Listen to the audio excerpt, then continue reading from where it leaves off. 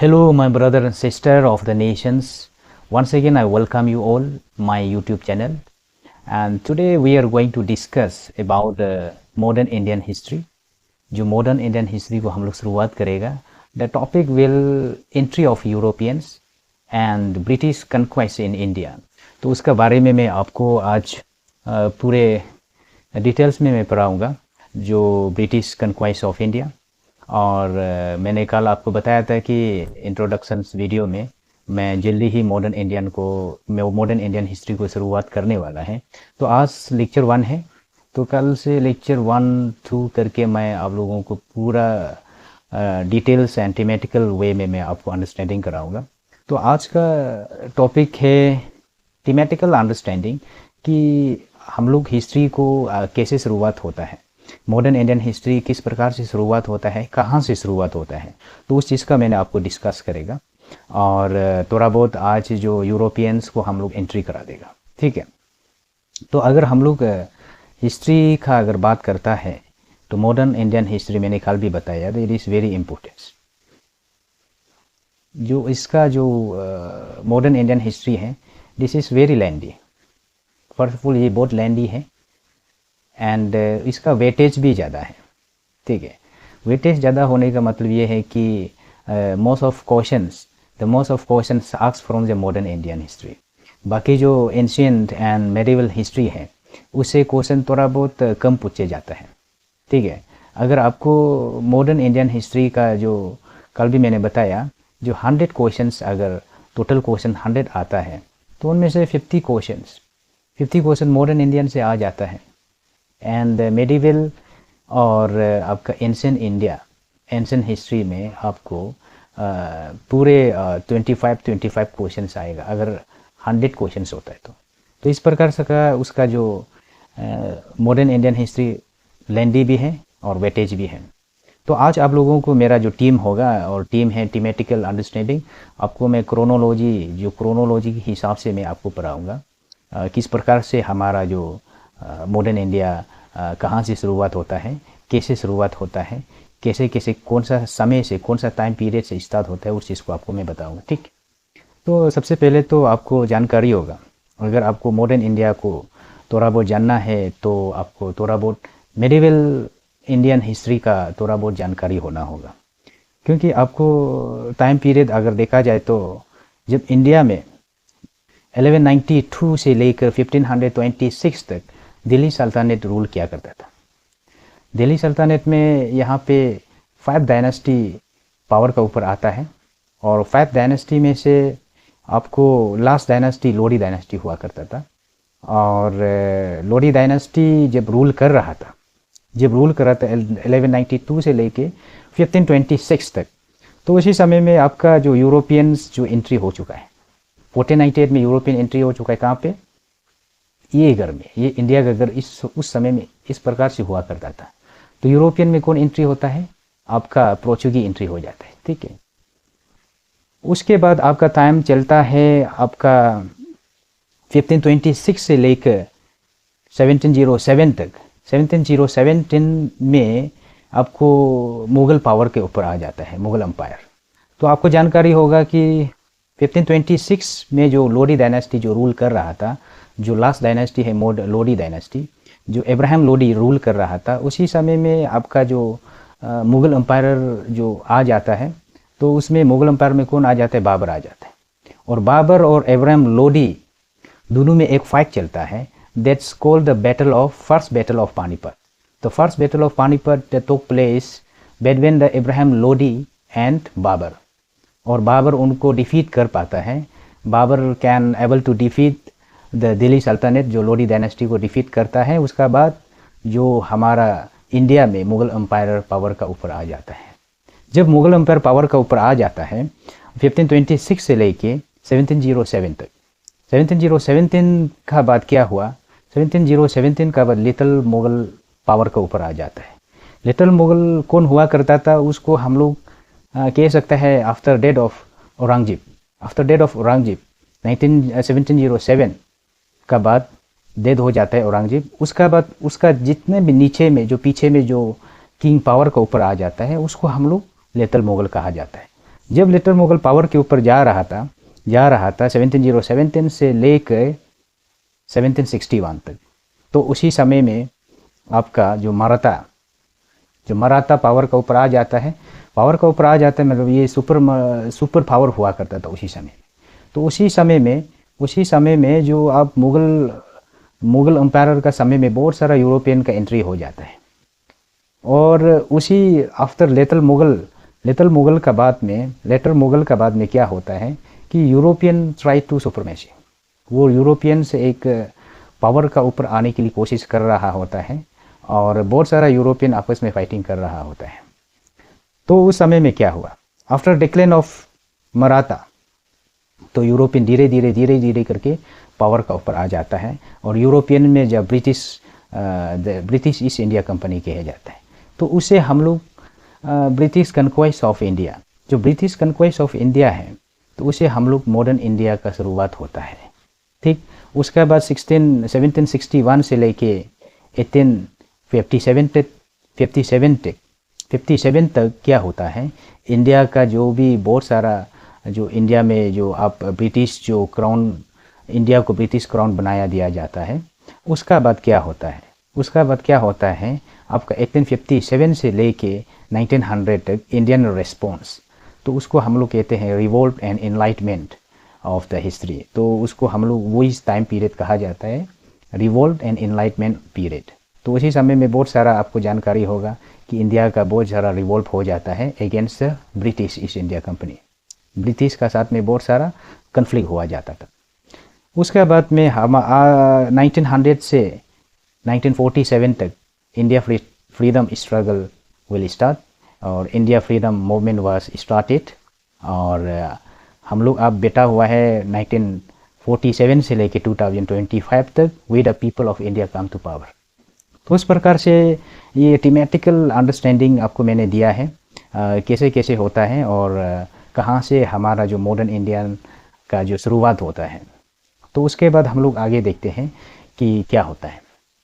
मैंने आपको ऑलरेडी बता दिया, ये आपका जो दिल्ली सल्तनत है, उसे नहीं जानने से पहले आपको मॉडर्न इंडिया को भी हम लोग दो पार्ट का ऊपर डिवाइड करता है। The modern Indian history also divided the two part. The first is the British conquest of India. British का जो कन्क्वेस्ट है, ब्रिटिश किस प्रकार से पावर का ऊपर आ जाता है इंडिया में और इंडिया को कैसे कॉलोनी बनाया जाता है, how the British could make a colony in India. तो उसका टाइम पीरियड चलता है 1757 से लेके 1857 तक, तो उसको ब्रिटिश कन्क्वेस्ट ऑफ इंडिया। 1857 का बाद क्या हो जाता है, यहाँ पे आपका रिवोल्ट हो जाता है। 1857 रिवोल्ट आप लोगों ने सुना होगा, ये जो मंगल पांडे मूवी भी उसका बना है, जो कैसे उसका जो 1857 का रिवोल्ट हुआ है, तो आप लोग ये मूवी को भी देख सकते हैं। उसका बाद में सेकेंड इंडियन रिएक्शंस 1857 से लेके 1947 तक, तो हम लोग एक पार्ट में डिवाइडेड करके हम लोग हिस्ट्री को पढ़ता है। ठीक है, तो क्या हुआ आपको मैंने बता दिया, जो दिल्ली सल्तनत जो पावर का ऊपर आ जाता है 1206 से लेके 1526 तक पावर का ऊपर आ जाता है। और ये दिल्ली सल्तनत में आपको 5 डायनेस्टी हुआ करता था। 5 डायनेस्टी में सबसे पहले तो आपका जो गोरी का जो स्लेब है, कुतुबुद्दीन ऐबक वो स्लेब डायनेस्टी का शुरुआत करता है। पहले डायनेस्टी आपका स्लेब डायनेस्टी, सेकेंड आपका खिलजी डायनेस्टी, थर्ड आपका तुगलक डायनेस्टी हुआ करता था, उसका बाद Syed dynasty and last is the Lodi dynasty. तो मैंने आपको बता दिया, लोडी डायनेस्टी को तोपल करके बाबर आ जाता है, उसका बाद में इंडिया में मुगल एम्पायर का रूल चलता है। तो उसी बीच में आपको मैंने बता दिया यूरोपियन ऑलरेडी एंट्री हो चुका है 1498 during the rule of Delhi Sultanate. उसका बाद में आपका जो 1526 the Mughal came to power and 1717 में आपका लिटिल मुगल पावर का ऊपर आ जाता है। और ये लिटिल मुगल जो बहुत वीक किंग हुआ करता था इनका। तो इनका कारण से क्या होता है कि बहुत सारा जो फ्यूडल स्टेट है, बहुत सारा जो स्टेट जो अपना आप को इंडिपेंडेंट डिक्लेरेशंस करता है।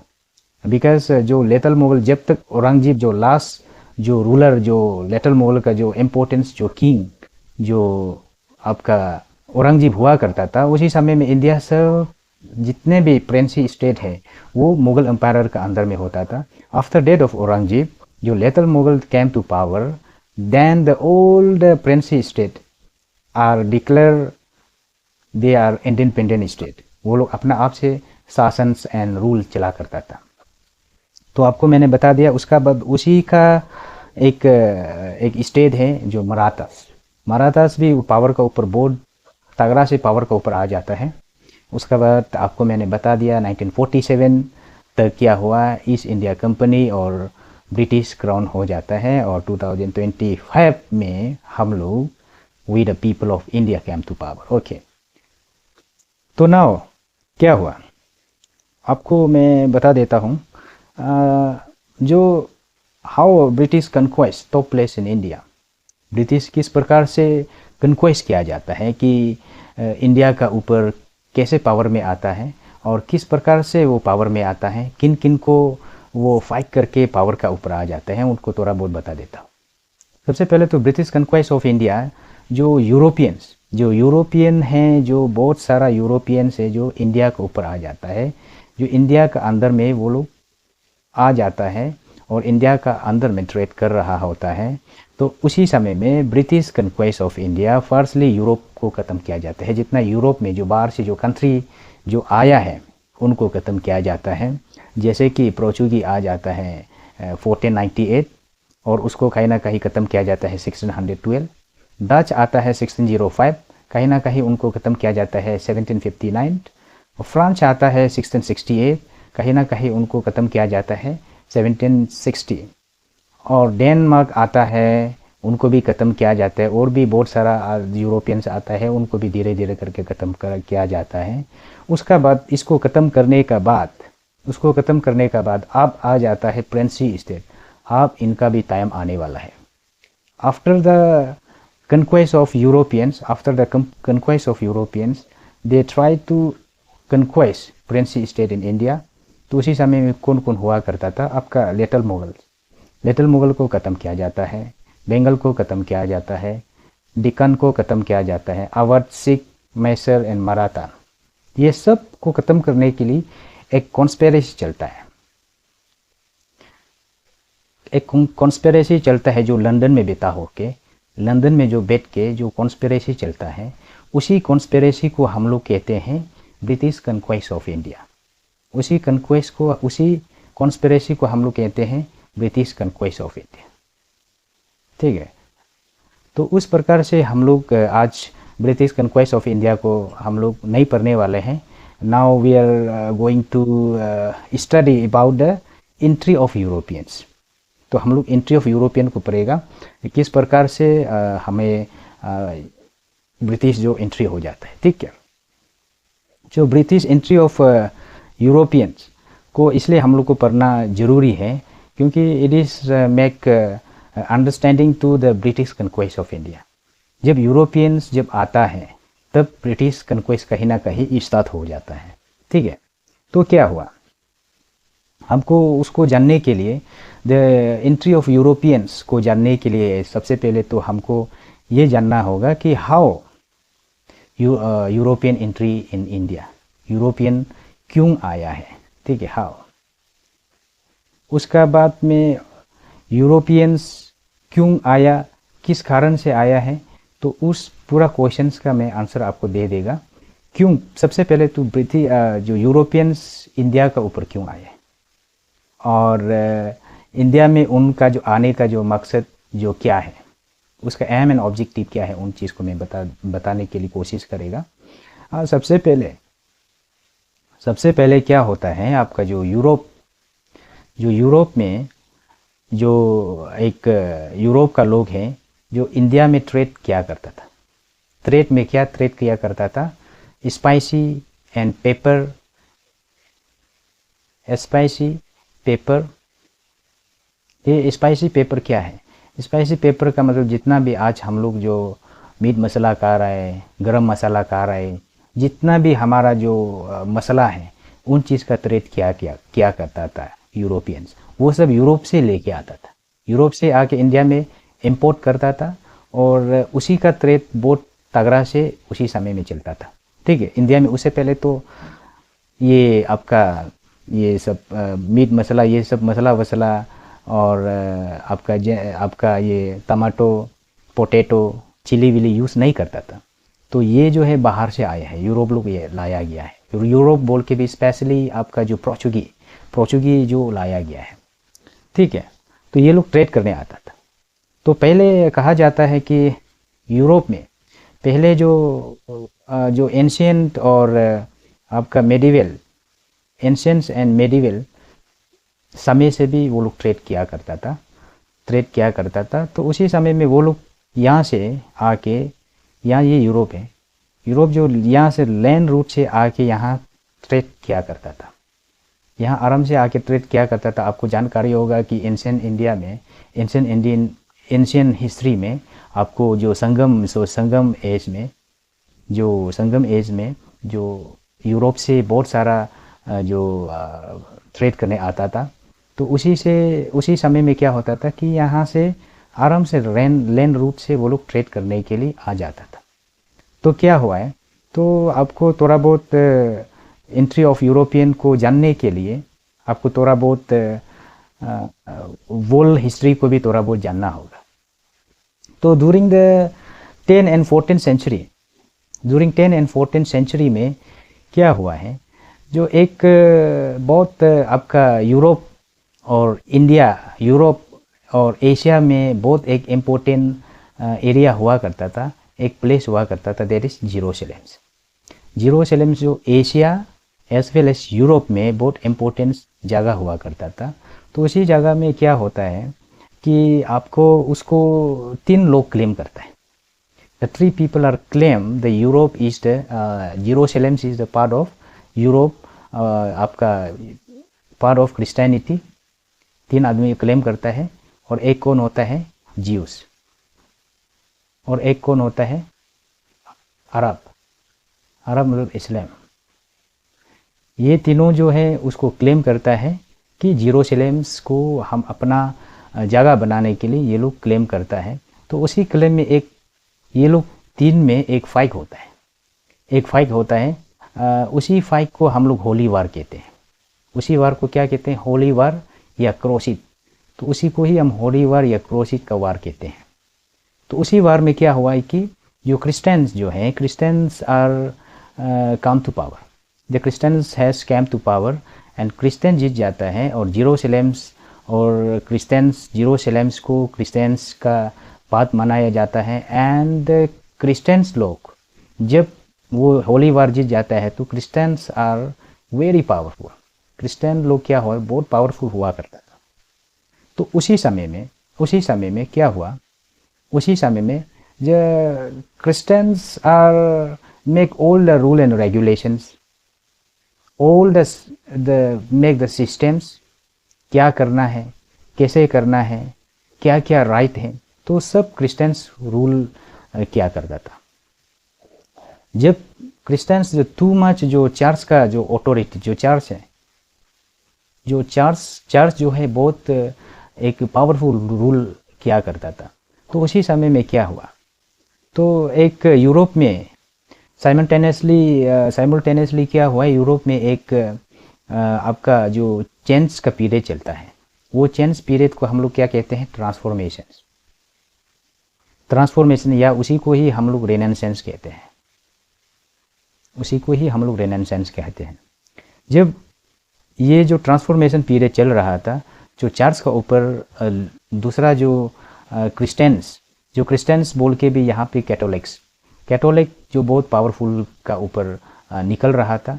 तो बाकी जो क्रिश्चियंस एंड बाकी जो बिलीवर्स हैं, उन लोग चर्च को क्वेश्चंस करना स्टार्ट किया कि इतना क्यों आप लोग जो मोनोपोली एंड पावरफुल रूल करता है। तो उसी के कारण से बहुत सारा उसी समय में जो मॉडर्न टिंकर है, जैसे आपका मार्टिन लूथर्स हैं, उसी प्रकार का बहुत सारा जो एक ट्रांसफॉर्मेशन चलता है। तो उसी ट्रांसफॉर्मेशन का कारण क्या होता है, जो यूरोप में एक अलग रेनेसांस पीरियड हो जाता है, रेनेसांस पीरियड चलता है। तो उसी रेनेसांस पीरियड जो है एक हम लोग वर्ल्ड हिस्ट्री का पार्ट है, उसको आज हम लोग नहीं पढ़ रहे हैं। तो उसको यूरोप में जो वो पीरियड चल रहा था, यूरोप का लोग ये क्वेश्चंस करना स्टार्ट किया है कि हमको अभी किस प्रकार से अपना रिलीजन्स को बढ़ाना है और उसको कैसे हम प्रपोगेट करना है और कैसे हम स्प्रेडिंग करना है वर्ल्ड वाइड में। तो उसी का कारण से बहुत सारा लोग अलग अलग जगह में वो क्रिश्चियनिटी को स्प्रेडिंग करने चला जाता है, और कहीं दूसरा लोग नीचे आता है, दूसरा लोग यहाँ चला जाता है। तो उसी का कारण उसी ड्यूरिंग द आपका 10 to 14 to 15 सेंचुरी का बीच में क्या होता है, फिर फिर आपका अरब और यूरोप जो है एक कन्फ्लिक्ट हो जाता है। तो उसी कन्फ्लिक्ट में क्या होता है कि आपका जो ये जो अरब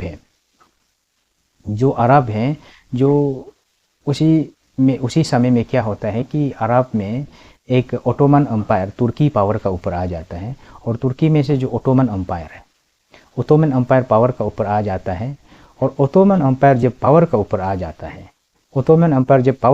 जाता है तो क्या होता है, तो ओटोमन एम्पायर और तुर्की का द्वारा और ये अरब का द्वारा ये यूरोप को लैंड रूट को ब्लॉक किया जाता है। जब वो लोग पावर का ऊपर आ जाता है तो ये लोग लैंड रूट को ब्लॉक किया जाता है। क्यों लैंड रूट को क्यों ब्लॉक किया जाता है? क्योंकि इनका मानना है कि जो इंडिया में वो मोनोपोली ट्रेड करेगा, यूरोप यहाँ से ना आ सके, तो उसका कारण से ये लैंड रूट को ब्लॉक किया जाता है। मैंने आपको ऑलरेडी बता दिया। The same time simultaneously Europe में एक ट्रांसफॉर्मेशन का एक फेज चलता है, और उसी ट्रांसफॉर्मेशंस को हम लोग कहते हैं रेनेसांस। क्यों? क्योंकि बहुत सारा फ्यूडल्स जितने भी जो क्रिश्चियंस रिलीजन्स का जो दूसरा जो बिलीवर्स लोग अपना एक इंडिपेंडेंट करके वो लोग अपना रिलीजन्स को अपना तरीका से वो लोग स्प्रेडिंग करना स्टार्ट किया है, जो religion dominating of the way of life. तो उसी का कारण से लोगों में एक नया सोच विचार आया है, उसको कहते हैं हम लोग रिफॉर्मेशन या ट्रांसफॉर्मेशन। जब रिफॉर्मेशन होता है तो न्यू एंड साइंटिफिक डिस्कवर हो जाता है। जब साइंटिफिक डिस्कवर होता है, it is but the discovering of new routes, जो नया रास्ता का वो डिस्कवर होता है, और उसी का कारण से बहुत सारा मर्चेंटाइज जो है आगे आ जाता है। उसका बाद उनसे कंसेप्ट मिलता है strong monarch. And strong monarch होने का कारण ये है कि हमको न्यू स्टेट में जाना है, न्यू स्टेट बनाना है। उसका कारण से वो लोग जो है ये जो गॉड ग्लोरी गोल्ड, उसको हम लोग ट्री जी का आइडियाज कहते हैं। गॉड ग्लोरी गोल्ड ट्री जी का आइडिया इसलिए है कि वो लोग का जब रिफॉर्मेशन चल रहा था, वो लोगों का जो काम है और वो लोग का ये मानना ये है कि हमें गॉड को यानी कि रिलीजन्स को हमें स्प्रेडिंग करना है एंड प्रोपोगेट करना है वर्ल्ड वाइड में। ठीक है, वर्ल्ड वाइड में हमको क्या करना है, रिलीजन को फैलाना है। एंड ग्लोरी मतलब क्या है? ग्लोरी का मतलब उन लोगों का जितना भी एम्पायर है, डायनास्टी है, उनको आगे बढ़ाना है। ठीक है, उनको क्या करना है, उनको एक्सपांड करना है, वर्ल्ड वाइड में उनको एक्सपांड करना है।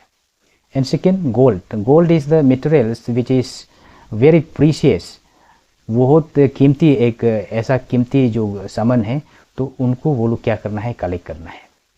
उसको हम लोग 3G का आइडिया कहते हैं, गॉड ग्लोरी गोल्ड।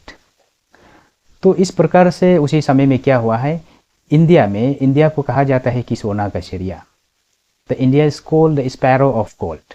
तो उसी का कारण से इंडिया में उनका इम्पैक्ट पड़ जाता है वो लोग का जो 3G को अप्लाई करने के लिए है। उसी का कारण से एडवेंचरस ट्रेडर जो बहुत सारा आ जाता है इंडिया में और वर्ल्ड वाइड में आ जाता है, तब वहाँ से क्या हो जाता है, कॉलोनियलाइजेशन का प्रोसेस स्टार्ट हो जाता है। ठीक है, तो आपको ये मैं थीमेटिकल अंडरस्टैंडिंग देने का कोशिश किया है कि how the European entry in India and why the reasons, what the reason behind it. Reason behind it क्या है, 3G का आइडियाज़, और किस प्रकार से वो लोग आया है, आने का रीजन क्या है, मेन चीज़ क्या है, आपको the blue the land root, और उसी का कारण से ट्रांसफॉर्मेशन का पीरियड चलता है। और आपका जो जो वहाँ में जो रिनोन्सेंस और चेंज जो फेस चलता है, उसको हम लोग रिफॉर्मेशन का फेस है, उसी का कारण से इंडिया में आने का रीजन बन गया है। तो अब क्या हुआ, तो मैंने आपको बता दिया। तो वो लोग यूरोपियन आ जाता है क्योंकि पहले लैंड रूट आता था, तो अभी वो लोग रेन रूट में आ गया। तो क्या हुआ, जब पोर्चुगी का जो राजा है, जो पोर्चुगी लोग क्या है कि यहाँ से जो ये पोर्चुगी है, ये यूरोप है, और इसमें आपको लैंड रूट को तुर्की का द्वारा, ओटोमन एम्पायर का द्वारा ब्लॉक किया गया है। तो क्या हुआ, जो ये लोग यहाँ आने के लिए, लैंड रूट में आने के लिए कोशिश करता है लेकिन आने नहीं देता है। हम लोग आप लोग को आने का रास्ता ब्लॉक कर दिया है, तो आप लोग क्यों आएगा, we are trade monopoly in India. जो अरब लोग क्या बोलते हैं, हम लोग इंडिया के ऊपर हम अकेला हम लोग ट्रेड करेगा, यूरोप आप वहाँ कहीं दूसरा जगह में जा सकते हैं, बाकी आप यहाँ में आने का अनुमति नहीं है, we will not allow to entry land route in this way. तो उसी का कारण से पोर्चुगी का जो किंग है, किंग हेनरी तो अगर हमको लैंड रूट को ब्लॉक किया तो क्या हुआ, तो हमारा जितना भी रिफॉर्मेशन, जो मर्चेंटाइज, जितना भी हमारा जो आइडिया से हम न्यू रूट हम शुरुआत करेगा बोल के, क्या होता है कि वो एक पोर्चुगी का किंग हेनरी कहा जाता है, किंग हेनरी ने बहुत सारा मर्चेंटाइज को, सेलर को पेट्रोनाइज किया, इनकरेज किया है कि आप इंडिया का ऊपर घूम के आ जाना, अब इंडिया के ऊपर घूम के आ जाना, land route via the land route, sea route से आप इंडिया को ढूंढ के आओ। तो उस प्रकार से वो एक ऑर्डर देता है। तो उसी का कारण से तब से वो लोग लैंड रूट को ब्लॉक होने का कारण वो लोग क्या हो गया, लैंड रूट को छोड़ के सी रूट में ढूंढना स्टार्ट किया है, the how to entry in India. तो किस प्रकार से हम इंडिया में एंट्री करेगा। तो जब ये the king of Portuguese are looking for entry in India, then वो सब पेट्रोनाइज करता है ऑल द सेलर्स, एंड उसी समय में by 1488 the gentleman called Bartolomeu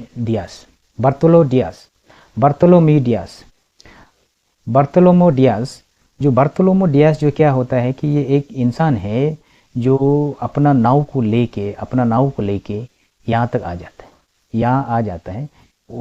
इस जगह को हम लोग क्या कहते हैं, इस जगह को कहते हैं केव ऑफ स्ट्रॉन्ट, और उसी को ही हम लोग कहते हैं केव ऑफ गुड होप।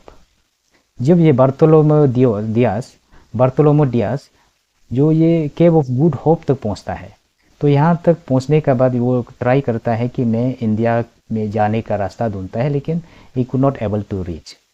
जो Bartolomeu Dias we can remember, तो ये the first persons who reach the cave of good hope इसलिए कि बार्टोलोमो डियास का जो मानना है, मैं यहाँ तक आ चुका है, ये अफ्रीका का ये जो केव ऑफ गुड होप तक आ चुका है, आने वाला कल को एक अच्छा होप मिलेगा हमको, इंडिया तक या एशिया तक मुझे आने का समय मिलेगा और आने का टाइम आएगा। ये सोच के उनका जो केव का नाम को केव ऑफ गुड होप रखा है। और बार्टोलोमो डियास जो क्या हो, वो वापस चला जाता है। उसके बाद में वो इंडिया के ऊपर एंट्री नहीं कर जाता है। तब आपका जो पोर्चुगी का जो किंग फिर आपको ऑर्डर करता है कि अभी ये नहीं पहुंच सका तो क्या हुआ, वी विल ट्राई अगेन। उसी का कारण वो क्या होता है, बार्टोलोमो डियास जो नहीं पहुंच पाता है, उसका बाद एक सेलर को बेचता है, एक इंसान को बेचता है, उसका नाम है वास्को डे गामा जो इंडिया को, आपको ये डेट याद रखिएगा, 21 में 1498, 21 में 1948 आपका जो यूरोप से ये पोर्चुगीज से Vasco da Gama are able to reach in India, this reason is Calicut. ठीक, 21 में 1498 में आपका वास्को दा गामा इंडिया में पहुंच जाता है। ये कौन सा रीजन है? केरला का कैलिकट रीजन्स। तो नहीं पहुंचने से पहले क्या है कि यहाँ जब सफ़र कर रहा था, जब वास्को दा गामा यहाँ जब केव ऑफ गुड होप में पहुंचता है, कहा जाता है कि 1497 में ये केव ऑफ गुड होप में पहुंचता है। और पहुंचने के बाद ये जो जो उनको रास्ता, इंडिया तक रास्ता दिखाने वाला ढूंढता है, तो उसी समय में by gentleman Gujarati businessman Abdul Majid, ये जो अब्दुल मजीद जो है उनको हेल्प करता है वास्को दा गामा को। चलो ठीक है, मैं आपको इंडिया का रास्ता दिखाएगा और मैं आपको इंडिया ले चलता हूँ। तो अब्दुल मजीद है इसका नाम, कभी कभी इबिन मजीद भी कहा जाता है। ये वास्को दा गामा को लेके जाता है कहाँ पे? इंडिया में कैलिकट रीजन्स में जब कैलिकट रीजन में पहुँचता है, तो यहाँ का जो राजा है, जामोरिन का जो राजा है, उसका नाम है मना विक्रम आपको वास्को दा गामा को क्या करता है? वेलकम करता है, बोलता है कि आप आइएगा और आप एकदम मस्त यहाँ बैठिएगा बोल के उनको ये वेलकम करता है। तो आफ्टर डेट क्या हुआ, यहाँ पे आप ऑलरेडी ये अरब लोग ऑलरेडी इंडिया के ऊपर ट्रेड कर रहा है। तो अरब लोग देखता है तो यहाँ जो बाहर से जो पोर्चुगीज है, जो यूरोप से आदमी आया है, तो दे नॉट लाइक कि हमने आप लोगों को यहाँ जो लैंड रूट को ब्लॉक किया है, तो आप सी रूट से यहाँ होके आप ट्रेड कर रहे हैं। They are not like, that's why they are fighting to each other. उनका आपस में फाइट होता है। और उसी समय में वास्को दा गामा थोड़ा बहुत यहाँ बैठ के फिर वापस चला जाता है। उसका बाद जो सेकंड पर्सन जो आता है उसका नाम है Pedro Albrecht Cabral by 1500 onward से 1500 में आ जाता है। आने का बाद he thought to establish factory, उन्होंने फैक्ट्री इस्टाब्लिश करने के लिए सोचा है, लेकिन अरब लोग उनको पहले से पसंद नहीं हो रहा था। इन लोगों का जो ट्रेड और इन लोगों का जो एंट्री को लेके पसंद नहीं हो रहा था। उसी का कारण से the Arab and Portuguese are fight. जब पोर्चुगी फाइट हो जाता है, बहुत तगड़ा से फाइट होता है। और फाइट होने के बाद ये आपका पेड्रो यहाँ पे एक इस्टाब्लिश करता है, आपका जो एक फैक्ट्री एक इस्टाब्लिश करता है। कौन सा जगह में? आपका कैलिकट में। फर्स्ट फैक्ट्री कहाँ में हुआ? कैलिकट।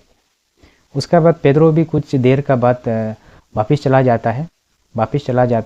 उसका बाद फिर वास्को दा गामा 2 बार आता है। बाय 1502 में वास्को दा गामा फिर वापस आ जाता है। सिर्फ वापस आ जाता है तो, और वास्को कहा जाता है कि वास्को दा गामा और अरब का ऊपर बहुत फाइट होता है and Vasco da Gama able to defeat the Arab. तो उसका कारण से क्या होता है, वो बहुत सारा फैक्ट्रीज और आपका कैपिटल इस्टाब्लिश करता है। तो क्या हुआ है, तो ये आपका जो एक फैक्ट है, तो आपको जानकारी होना है। जो फर्स्ट फैक्ट्री जो है कैलिकट में होता है, कैलिकट ये इस जगह में है। उसके बाद में आपका जो सेकेंड जो फैक्ट्री होता है वो कनौर में। कनौर कहाँ में?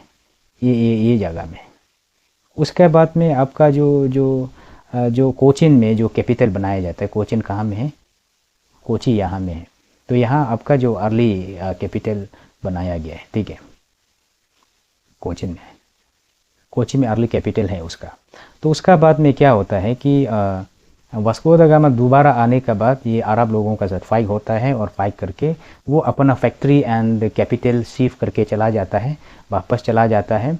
और वास्को दा गामा, आप लोग याद रखिएगा, Vasco da gamma cam 3 times.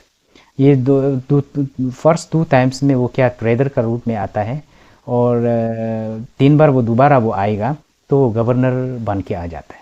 तो क्या हुआ, तो by the 1503 the king of Portuguese thought कि हम इंडिया को डायरेक्ट कंट्रोल करने से क्या रहेगा, इंडिया को हम डायरेक्ट कंट्रोल करने से क्या रहेगा, तो उसी का वो सोच का कारण से ही thought I send my own officials, उसी का कारण से वो 1503 से वो अपना ऑफिशियल बेचता है और उसी ऑफिशियल को हम लोग क्या में जानता है, वाइसरॉय या गवर्नर। हम लोग वाइसरॉय या गवर्नर का नाम से जाना जाता है। तो वो 1503 से वो अपना जो गवर्नर बेचता है, जो अपना डायरेक्ट कंट्रोल, जो पोर्चुगीज का डायरेक्ट जो कंट्रोल ऑन ऑफिशियल जो है, आपको 1503 से आपको पोर्चुगीज का जो गवर्नर जनरल देखने को मिलेगा। तो आप अभी क्या है कि गवर्नर जितना भी इम्पोर्टेंस जो गवर्नर है, तो उसको आपको हम नेक्स्ट लेक्चर में पढ़ाऊंगा, ठीक है, नेक्स्ट लेक्चर में पढ़ाऊंगा, लेक्चर 2 में पढ़ाएगा, क्योंकि यहाँ पे बहुत सारा जो इम्पोर्टेंस गवर्नर आता है। पहला आपका जो फ्रांसिस्को दे अल्मीदा आ जाता है, उसका बाद अल्फोंसो अल्बुक्यूर्क आ जाते हैं, तो वो लोग बहुत इंपॉर्टेंस रोल प्ले करते हैं। तो उसके लिए थोड़ा बहुत हम लोग का ये जो लेक्चर लेंदी होगा, तो इसलिए आज का जो लेक्चर को यहाँ तक कंक्लूड करता है। तो आने वाला लेक्चर में हम लोग क्या पढ़ेगा, जितना भी इम्पोर्टेंस रोल ऑफ गवर्नर का बारे में हम लोग पढ़ेगा, ठीक है।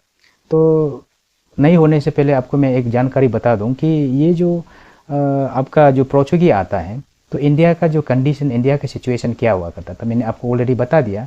जब पोर्चुगीज आता है तो उसी समय में आपका जो दिल्ली में रूल कौन कर रहा था, लोडी डायनेस्टी रूल कर रहा था। और जब लोडी डायनेस्टी रूल कर रहा था, और जो आपका साउथ वाला रीजन में कौन रूल कर रहा था, विजयनगर डायनेस्टी। तो विजयनगर डायनेस्टी से है आपका एक बहुत इम्पोर्टेंस राजा हुआ करता था, कृष्णादेवराय। तो इनका साथ में बहुत अच्छा रिलेशन हुआ करता था पोर्चुगीज का साथ में, उसका कारण से पोर्चुगीज बहुत आगे बढ़ जाता है। तो आगे आने वाला लेक्चर में आपको ये सबको हम बताऊंगा, और आज का लेक्चर यहाँ तक कंक्लूड करेगा, और कल हम लोग फिर मिलते हैं नेक्स्ट लेक्चर में, लेक्चर नंबर 2। और अगर आप लोगों को मेरा जो वे ऑफ टीचिंग अगर अच्छा लगा, तो आप मेरा यूट्यूब चैनल को सब्सक्राइब कीजिएगा और बेल आइकन को दबा दीजिएगा, ताकि आने वाला कल को मेरा जो नोटिफिकेशन आपका मोबाइल में आ जाए और पहुंच सके। तो उसके लिए आप मेरा यूट्यूब को सब्सक्राइब कीजिए। तो हम लोग मिलते हैं नेक्स्ट कल मिलते हैं, ठीक है। Thank you so much for the watching my